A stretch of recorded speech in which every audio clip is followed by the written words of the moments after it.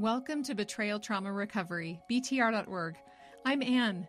We've opened up some new group session times that work for Australians and also for women in the UK. Go to btr.org/group to see if the group sessions will work for you. I'm sure you remember what it was like when you were searching for help, maybe for your husband, hoping to find the right program or therapist.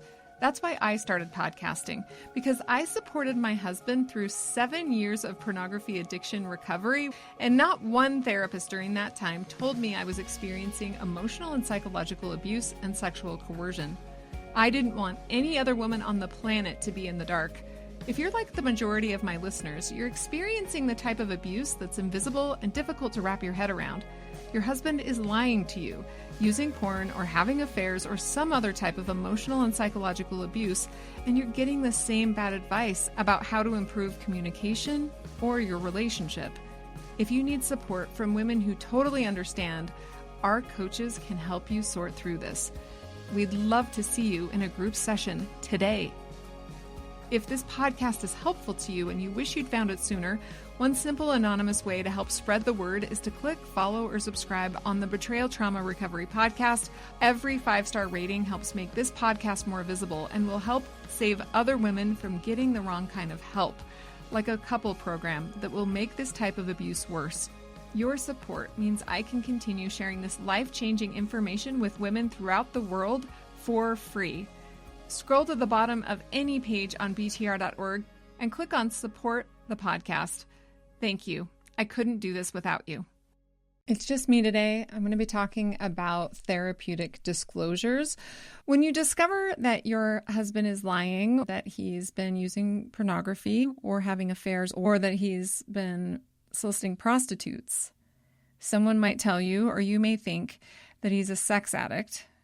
And if you go to sex addiction therapy, there's a high likelihood that a sexual addiction therapist will have him do a therapeutic disclosure.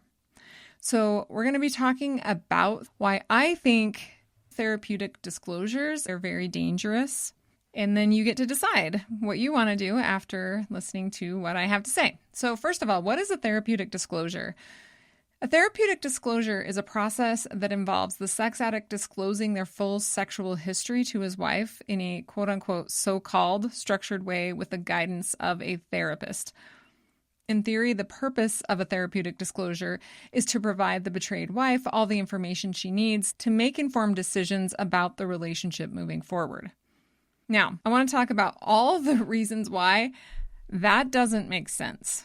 So first of all, their sexual history does not include all the times they manipulated their wife over little things, big things, all the lies, all the emotional and psychological abuse, the sexual coercion. It does not address his abuse, which is the actual problem. If you take that to the next logical step, you might say, then I'm going to get him in an abuse program. Well, an abuse program is pretty much the exact same thing. It's in a couple's setting where the wife is saying, hey, these are the things I need to see. This is what I want to know. There's really no difference in that he can manipulate, he can drag it out. Like, he has a lot of control to exploit that situation. So abuse experts understand that anything therapeutic is going to make the abuse worse. Because men aren't abusive because of their childhood trauma or their shame or for any other reason other than they want to exploit people. I know a lot of people who have childhood trauma. I feel shame. I watch a lot of TV sometimes, or I might go for a walk, call my sister, Some people use model trains. Like, abuse is not the only option here. There are so many other options. Like, nothing's going to stop him from wanting to exploit the situation except for him wanting to stop. And if he wanted to stop, he wouldn't be like that in the first place. So abuse is a choice. The purpose of therapy is to uncover the underlying cause of a person's behavior. So in therapy, an abusive man and a manipulative, deceitful man will run the therapist and his wife in circles, giving both of them all sorts of reasons. And most of these reasons are just lies. And then these lies, quote unquote reasons, take on a life of their own. So it's best to stay away from being involved in an abusive man's therapy or treatment or a program at all costs. But a therapist could tell you that a therapeutic disclosure is important in order to, quote unquote, avoid trickle disclosures. And that sounds like a good idea. If a therapist is telling you, we're going to do this so you can get the whole truth, so he doesn't just give you a little information here and there. But what they won't tell you is this is just an abuser lying, disclosing bits of information in a tactical fashion to manipulate or distress you or drag things out. They know that this process of disclosing things at tactical times gives them the control. So they're going to prolong the process for as long as they can to maintain that control. Throughout that whole thing, she's still unsafe. She's unsafe at every point, not realizing that she's being lied to and manipulated, staying in contact with his constant abuse, most often a form of grooming. And because they're doing this, victims undergo an immense amount of trauma for that time. Now, even if they don't really realize it, it seems like it's going well. So many women come to BTR and they share that like 6 months after the disclosure or 2 years, then they realize what was really happening and they realized it was all lies and manipulation. And they are so traumatized that they spent that much time basically just in this fog with a therapist sort of enabling their continued abuse. Years ago, when I first started podcasting, I interviewed a therapist about disclosures. She disagrees with me. She thinks disclosures are great and she uses them in her practice. When I interviewed her, it was really at the very beginning. And so I didn't love disclosures, but I was willing to have an open mind. I posted the interview on my podcast and then pretty soon after removed it because I realized this is really problematic. And I don't have any desire to hurt someone's reputation. My podcast isn't a gotcha podcast. I really appreciate everybody who has spent the time to come and be interviewed. And sometimes I do disagree with people. And because of the way the interview goes, I don't air that episode because I want to make sure that I'm putting out the best information that I feel good about. I also want to acknowledge that some of you may have actually gone through this process and it worked out great for you. If you feel that way, go to btr.org. In the search bar, type in what is a therapeutic disclosure. You'll find this episode, and below you can comment back and forth and interact with our community there about your experience. If it worked for you, like I'm so glad that it did. I don't want to recommend it to anyone, and I'll tell you the reasons why, but I also don't want you to feel bad if you did it and it worked out great for you. Everybody is different. But reading the transcript of this podcast from years ago that hasn't even been in circulation, right? I took it out of circulation years ago. There's so many important points that I really wanted to talk about. Now, part of that episode was that we sent out a call for questions about disclosures at that time, and women wrote in their questions. So here's a question that we received. One community member asked, shouldn't it be up to the wife to be able to know or ask anything that she needs to, even if it hurts her and causes her more pain? Is pain really the enemy here? Isn't unknowingly being in an unsafe situation far more dangerous?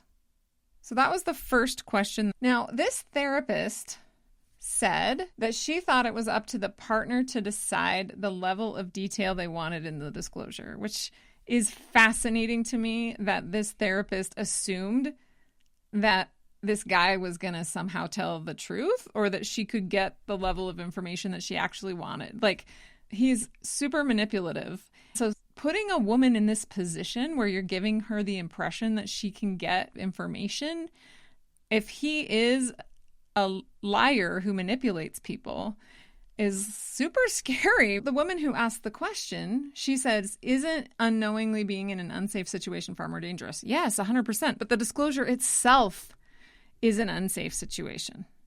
I'm going to talk about what to do instead of a disclosure at the end. So keep listening because I am going to give you an alternative. Then this therapist said that when she starts disclosures that, and I'm going to do a quote here. She said, for me, When I'm leading disclosures or doing trainings about disclosures, I encourage partners to start with the least amount of detail. You can ask more. You have a right to ask for more information, but let's be slow and careful that it's not too much information for your brain. Some of this information is going to be traumatic for you, end quote. Like, it's going to be really traumatic for you, and so maybe you shouldn't find out. Like, that is insane. That is insane that a therapist is saying this. I can't believe I had this episode up for a while. This therapist said, so sometimes people get caught up in the emotion and they want to know more and more, and that's fine if they want to know, but I always ask them, do you want to know? Is it going to be helpful in your healing? End quote. Like, why would not knowing the truth be helpful in any situation?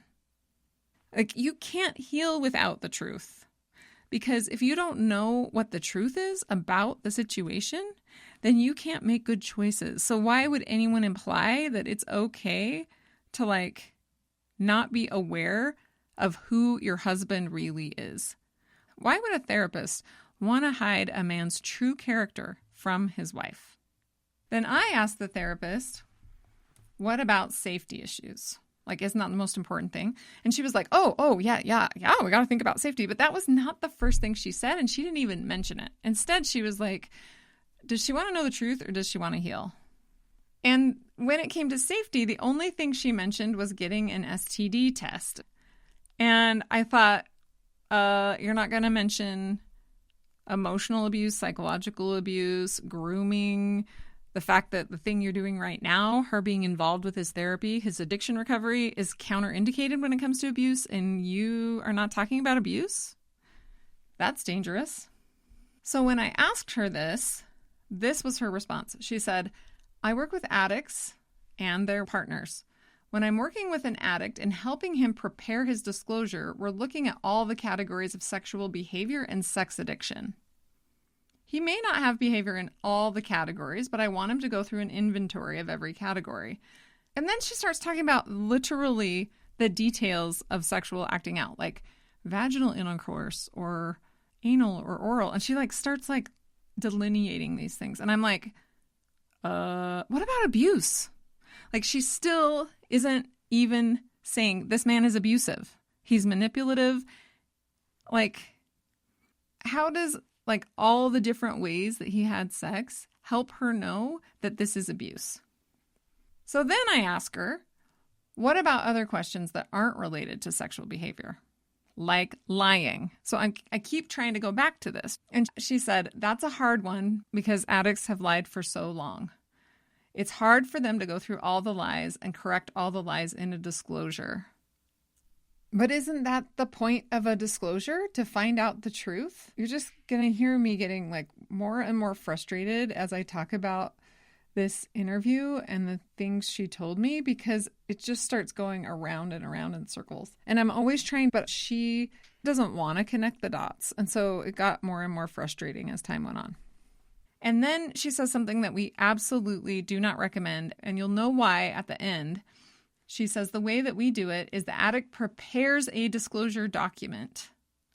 So basically, you're giving this man a lot of time to write down all of his manipulative reasons and craft this narrative any way he wants to paint himself any way he chooses. Usually they paint themselves where they're a victim in some way. They're a victim because their dad didn't love them enough, or they're a victim because their relationship with their mom is bad, or they're a victim because their dog died.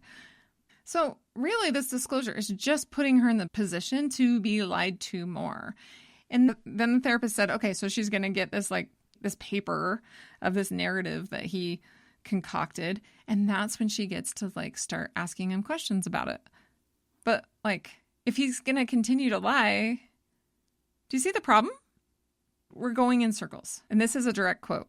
She said, sometimes the disclosure can be a time for lies. Sometimes there's so many lies, the addict will never be able to tell the truth about them all. And the question is the addict trying to live honestly?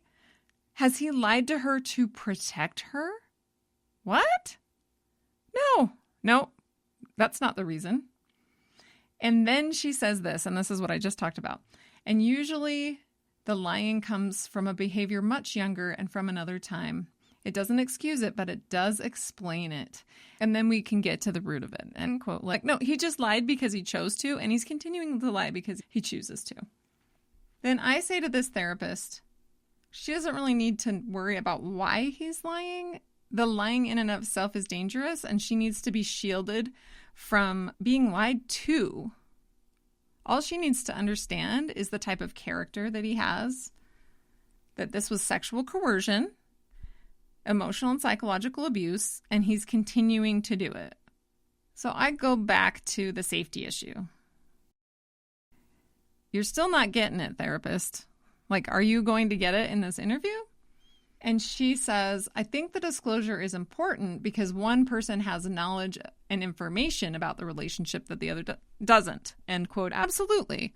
But do you think that someone who is hiding something on purpose, who has for years, who is now being forced to do it by a therapist, going to be like, okay, I'm going to do it now? Like, no, this is just an opportunity for more of it. So the therapist said, "This is a rebalancing of the information." And I'm like, no, it's not. That is not what is happening. It is not a rebalancing of the information if they're going to continue to manipulate and lie through the whole process. So I never really got anywhere. We just talked in circles. And then here was the second question we had from our community. Why is the couple involved in a disclosure? Isn't that couple therapy? And couple therapy is counterindicated when there's abuse. And the therapist was like, "I would never want clients to go to couple therapy when there's abuse involved. It's all abuse, and you're working with the couple to do the disclosure. Like, can we put two and two together here? It's not necessarily couple therapy, but she is involved. She is talking about what she needs and wants. She's telling the therapist things that the therapist is then going to tell him. There is some communication. This is definitely a couple endeavor. I don't ever hear of addicts doing disclosures completely by themselves without their wife being involved. That might be the only scenario where this might work. If he went in completely by himself, went to therapy all by himself, his wife was not involved. But then wouldn't he be like, "I'm going to tell the truth"? So he wouldn't even need therapy? So then I asked her specifically, aren't you concerned about grooming that's taking place during this disclosure process or during this time of therapy that's not considered quote unquote couple therapy, but basically is because the therapist is in communication with both people. Sometimes they'll meet together. And she said, "I've never seen it from a grooming perspective. There are a few individuals that learn a little bit and then they use it against their partner. And at BTR, we see that almost exclusively. So the fact that she thought it was just a few people, and we're like, this is on a grand scale that this happens. So then I talk more about grooming, and I talk about empathy scripts. So what I've seen with men's programs is that even abuse programs, the therapist may be like, "Okay, you don't know how to be empathetic, so I'm going to help you learn what to say." But because they're not genuinely empathetic, the therapist is like, "Well, I'm going to teach them and they'll just have to act like it until they become it." That sounds okay in theory, but in real practice, if they are not empathetic, they are not safe. If you're in a room with someone who genuinely does not care about you at all, they're not concerned about your emotional safety, your physical safety, they don't care. They just want to exploit you, groom you. Them being able to groom you better with an empathy script is extremely dangerous because then they sound better. They are able to manipulate you more. So I brought this up and the therapist said, "Empathy scripts. Wow, I haven't heard of that before." Then she said, "The way I look at it is if he comes home and he's using the words that I gave him or taught him, I always say this is a good thing. Now, I'm assuming his intentions are true and his intentions are good because he's trying new skills and he doesn't have his own language yet," end quote. So, do you see the problem here? If he doesn't have the ability to be empathetic and he's mimicking it, she is assuming that he's trying to connect, but maybe he's not. Maybe he's like, okay, I've got to check all these boxes in order to be able to continue to exploit the situation. So then I asked her, how do you tell the difference between, is he practicing a genuine new skill that he wants, or is he using this to groom and manipulate her? And she said, trust is built over time, which is true.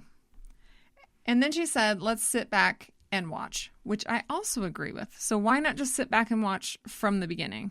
Why teach him all the empathy scripts? Why have him write out a big thing about his disclosure and all the lies? Is it just because you want to have them spend a ton of money on therapy? Like, you can sit back and watch without all of that. In fact, instead of putting yourself in harm's way to be lied to, you can observe at a safe distance from the beginning and not spend any money to know if he's safe or not. All right, another question from a community member. She asked, why do some therapists not include the state of the family finances in the full disclosure? This is a very important piece of information for a woman to have. The therapist says, that is something that I'll say unless a partner brings it up, I will forget to ask that. It's not on the top of my brain. End quote. So if abuse is not on the top of the therapist's brain, do you see how they're not going to be identifying the abuse?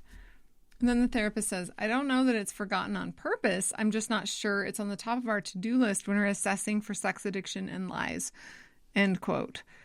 So does this therapist think that hiding money is not a lie? Because it is.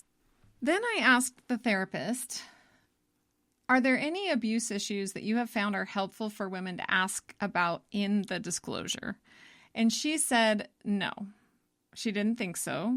And that she just saw it as a data exchange, which confirms my theory that couple therapy, or therapy in this instance when it comes to abuse, is basically facilitating his transactionship. That he's like, I'm going to check all these boxes. I'm going to write out a big document where I can craft a narrative that paints me in the role of a victim. And if I do these things, then she'll let me back in the house. And the therapist is like, yep, check, check, check. Sounds right. Using the empathy scripts, we're good to go. But he actually is still that exploitative person, and he used that whole process as a transaction. So the fact that she's like, this is just a data exchange, she even uses the word exchange, was like super alarming. All right, another question from the community. The question from the community is, do you have any tips on how a spouse or former spouse who is not getting a disclosure moves forward? All she said basically was, it's very hard when you don't get the answers and you don't get the information that you need, and that's going to take a lot of time and coaching to come to grips with. She actually said coaching, which I thought was interesting.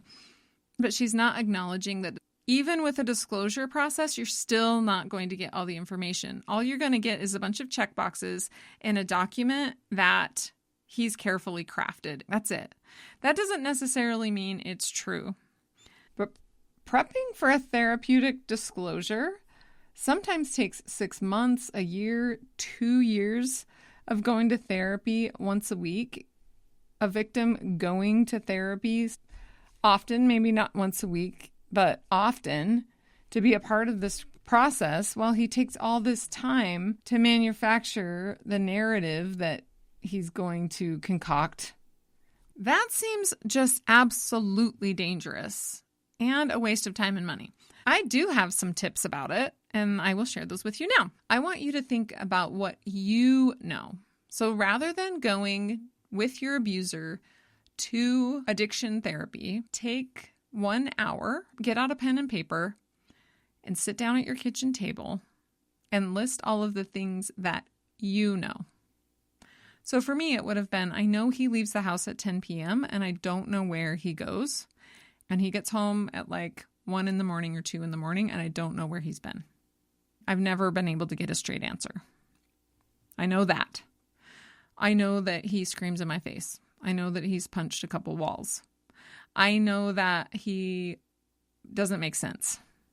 I know that he has lied to me about this, this, this, and this. So write all the things that you know. I'm not sure why some therapists would take 2 years to try and literally force a known pathological liar into telling the truth when they could just say, you already know. Let's just focus on what you know. Now, once you have everything that you know written down, compare that to what abuse is. And then you'll know, is he abusive? Observe over time to see what his character is. And that's all you need to know. When you know who he is because you can see him clearly, then you'll feel really confident in your choices. But if you can't see him clearly, it's hard to be confident about your choices. And women who are going through the therapeutic disclosure process, they're having a hard time because they're still exposed to all that manipulation. Here's the last question from our community members. She asked, how accurate are lie detector tests? There are many addicts who won't do them because they say they're not accurate. Do you use them in your practice? If so, can you debunk misunderstandings about their accuracy and effectiveness in reestablishing trust in relationships? So I do know a lot of women who have done disclosures and they have had polygraphs and they've said that they were very helpful. So if they have been helpful to you, I'm glad that they worked for you. This therapist said she likes polygraphs and lie detectors, so she uses them in her practice. She claims that they have an 80% rate of accuracy. And then she said, in my world, that's better than not knowing. And I'm like, if it's only 80% accuracy, you still don't know. So it's not better than not knowing because it's the exact same thing. Again, the reason why I don't like polygraphs is still the focus is on trying to get him to tell you something rather than having confidence in yourself and what you already know. Anytime we're trying to protect ourselves from his abuse by trying to get something from him or having someone else get it through his brain, like clergy or a couple therapist or an addiction recovery specialist, that is how the abuser is going to manipulate you. The thing about polygraphs that makes me really nervous is they might tell the truth about the questions that the polygrapher is asking, but there's so much that we wouldn't know. I'm a woman of faith. If you're not, you're welcome here. But just from my own faith perspective, I don't think that there is any human earthly ability to genuinely detect if someone is lying other than through observing them. I don't think there's a way to force them to tell the truth. I think God created this earth life with that scenario because it's part of our maybe earthly test. I think the only person that knows the truth is God. And so because of that, I would prefer to turn to God, to pray, to feel the Spirit, and then observe from a safe distance to know. That's a safer situation because it focuses on what you know and what God is telling you rather than relying on anything the abuser is saying or someone he is manipulating, like a therapist or clergy, is saying. This therapist, this is a direct quote. She says, the thing about the polygraph I really want to make sure folks understand is that it's not a statement of truth. I'm reading this word for word. She said, it's not a statement of truth. It is what he says is true. And then she gives a very confusing example that didn't make any sense. I couldn't make heads or tails of it. And then she says this, quote, the polygraph is only checking what he thinks to be true. It doesn't check his memory. It doesn't check if he's forgetting. It doesn't check if his memory is wrong. So that's an important piece that partners need to know before they go in. So if he says this is everything and passes the polygraph, there are so many times when by virtue of exploring, investigating, or researching the data, she's referring to all the months that he spends crafting his narrative about apparently, quote unquote, all the sexual addiction acting out. Okay, quoting her again now. So, quote, he goes into a polygraph and passes. And then the next night, the victim will say, wait, what about this? And the addict will say, oh, I forgot about that, unquote. So she is saying, I use polygraphs, but a lot of the time the truth isn't included. And then she says this. This is not them manipulating. This is them remembering one more thing. End quote. So they always have some excuse, apparently, to not tell the truth, I guess. That just sounds like chaos and pain. So then I tell her a few examples of women who came to BTR and told us their disclosure horror stories. One of them, a man went in to do a polygraph and he passed, but the things that he said were true, she absolutely knew were not true. And the therapist said, well, he passed the polygraph, so he's great. I don't know why you don't believe him. It was just a nightmare for her. And I talked about that, and the therapist said, sometimes the guy is not yet out of his layers of denial enough that he's seeing the full picture, end quote. I think it's more that he's manipulating on purpose, that he's really good at lying and manipulating. And then she said, but any disclosure is better than none, end quote. Basically saying that even if it's just all abuse and it's a mess, and he's saying certain truths in a tactical fashion to manipulate the whole situation, that's better than not being abused? I disagree. I don't think any disclosure is better than none, because the disclosure in and of itself is just abuse the whole time. I think no disclosure is better than any disclosure at all. So then in the end, I ask her, is there anything else that you want to share about disclosures? And she says, I think your community is amazing and that you're doing a great job. That's nice of her to say that, even though now I'm like throwing her under the bus. And the reason why I didn't want to do her voice is because I have no intention of harming anyone's reputation, but I do want to educate you about the dangers of disclosures. But what she wanted to say at the end was that she knows that women in our situation want to know the truth. They want to know exactly what happens. And then she said, and sometimes we need to break the disclosure into two pieces. Get the safety items taken care of immediately. That's like 10 minutes after she said that you have to observe and wait in order to know if they're safe. You can't get any safety items taken care of immediately. That's not how safety works. You have to observe from a safe distance for a long time to see what their actions are. So I don't even know what she means when she says, get the safety items taken care of immediately. That's just not a thing. She's not only contradicting herself, she's showing that she doesn't really understand how safety works. And then she says, if they're able to wait a little bit longer, it's going to take a lot of time.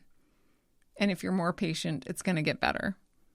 So she's assuming that you can create safety immediately, that then you need to take a lot of time to see if he's safe. Almost in the same breath.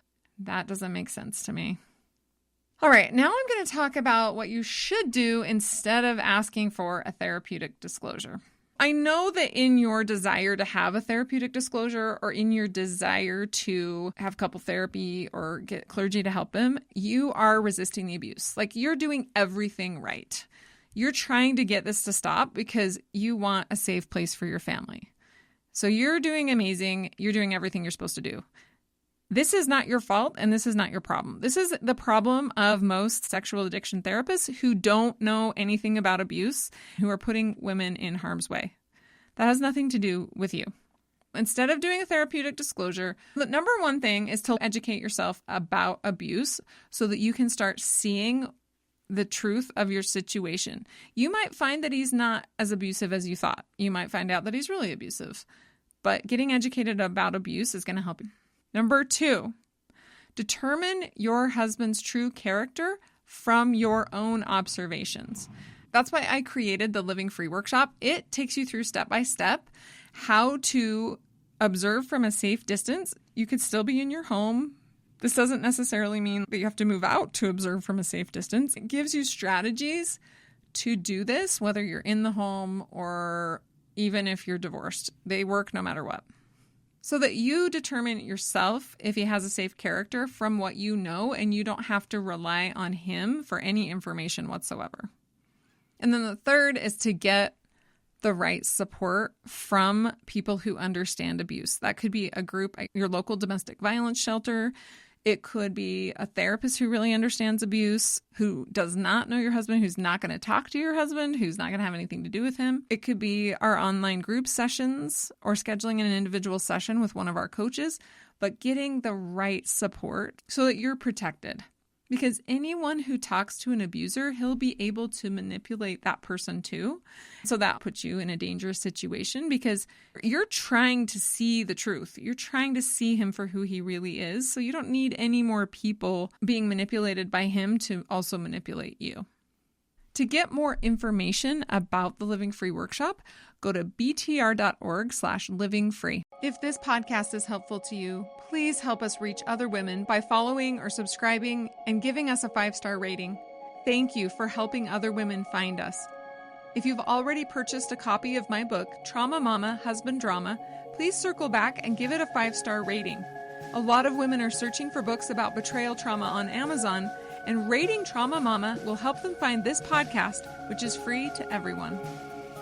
Your donations keep this podcast going. Go to our website, btr.org, scroll to the bottom, click on Support the BTR Podcast. And until next week, stay safe out there.